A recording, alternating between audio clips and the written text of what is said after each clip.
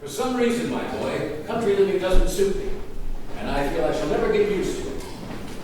I went to bed last night at 10 and woke up again at 9 this morning, feeling as if from a sleep that my brain had stuck to my skull. And yet, this morning, disappointingly, I accidentally fell asleep again after dinner. And the feeling of it has been utterly done up at the moment. It's like a nightmare. There is no doubt that you should live in town. The play will soon begin, my friends, but you cannot stay here now.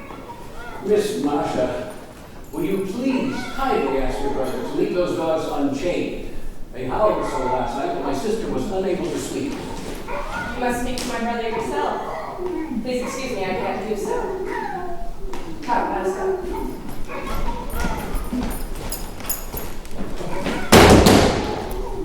You will let us know when the play begins. I foresee that dog is going to howl all night again. It's always like this in the country. I can never live here as I like. I come for a month's holiday to rest and all, and I feel so plagued by their nonsense that I long to get away from this place, escape after just one day. I have always been glad to get away from this place, but I've been retired now, and this was the only place I had to come to. But really, one must live somewhere. We're going to go for a swim, Mr. Constantine. Very well. She must be back in 10 minutes. We will, sir.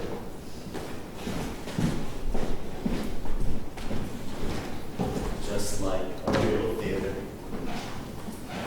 There you have the curtain, the background, the foreground, and all. No artificial scenery is needed. The eye travels direct to the lake and rests on the horizon. Shall raise the curtain as the moon rises at 8:30. Splendid! Of course, the whole effect will be ruined if Nina is late. She should be here by now, but her father and stepmother watch her so closely that it's like stealing her from a prison to get her away from home.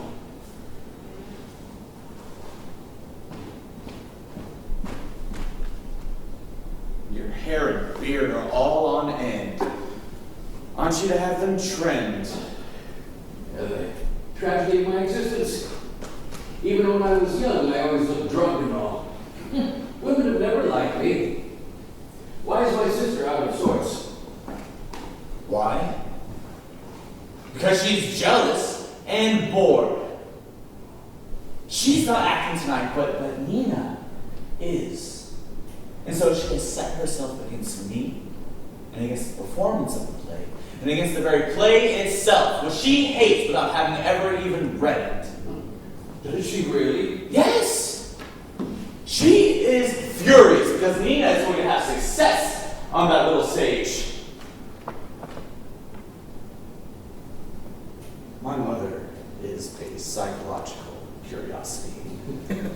Without a doubt, brilliant and talented, capable of sobbing over a novel or of reciting all of Nekrasov's poetry by heart, or of nursing the sick like a sweet angel of heaven. But you should see what happens whenever anyone begins praising dues to her. She alone must be praised, written about, raved over. Her marvelous acting, Madame Arcamelia, extolled to the skies.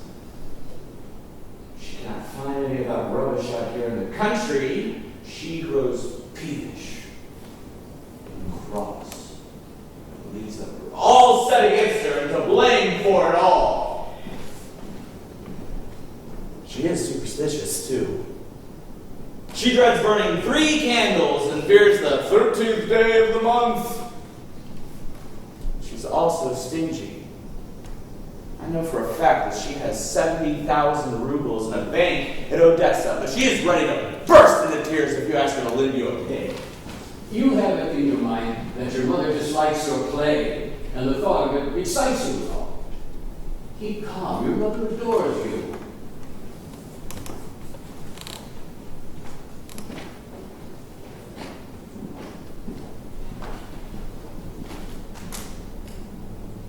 She loves me. Huh? She loves me not. Loves me. Loves me not. Loves. Loves not. Loves. Loves not. My mother doesn't love me. And why should she? She likes life and love and gay clothes. And I'm already 25 years old. A sufficient reminder to her that she is no longer young. When I am away, she is 42. But in my presence, she is 53, and she hates me for it. She knows too that I despise the modern stage. She adores it. And believes that she is working on it for the benefit of humanity and her sacred art.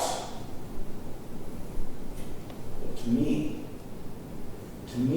the stage has merely been a vehicle of convention and prejudice. When the curtain rises on a little three-walled room, when those mighty geniuses, those high priests of art show us people in the act of eating, drinking, walking, and wearing their coats, and we're supposed to extract the moral from their insipid talk. When playwrights give us under 1,000 different guises the same old stuff, that I must at least run from. As Maupassant ran into the Eiffel Tower that was about to crush him under its vulgarity. But we can't do without a theater. We need new forms. New forms are needed. And if we can't have them, then we shouldn't have anything at all.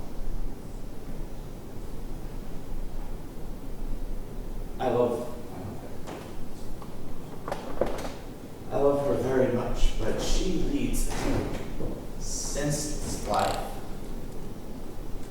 Always fussing over that author of hers. Her name constantly bandied about the papers. I find that all very tiresome. Sometimes the simple egoism of an ordinary mortal makes me regret the fact that I had a mother who was a famous actress. It seems to me that if she had been an ordinary woman, I should have been happy.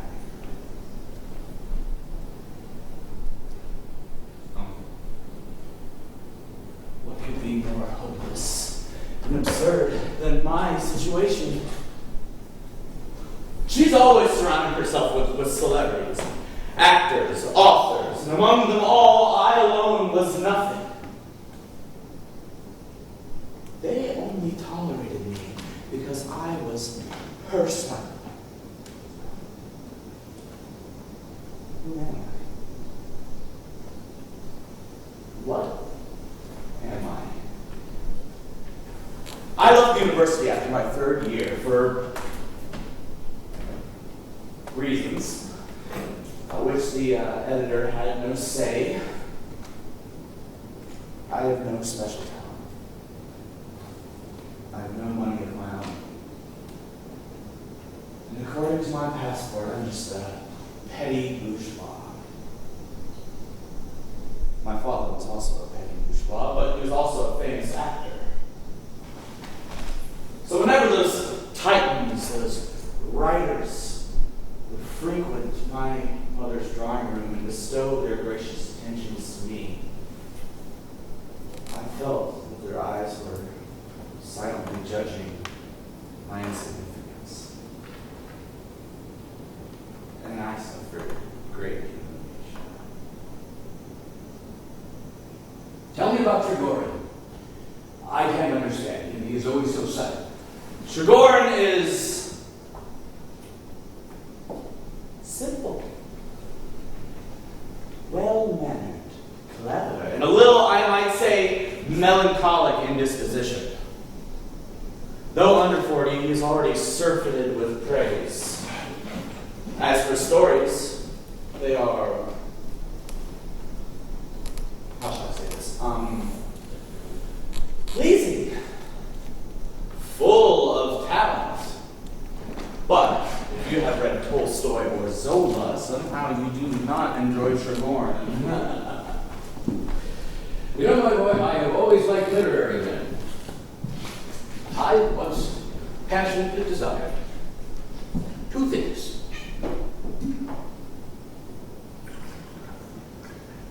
Become an author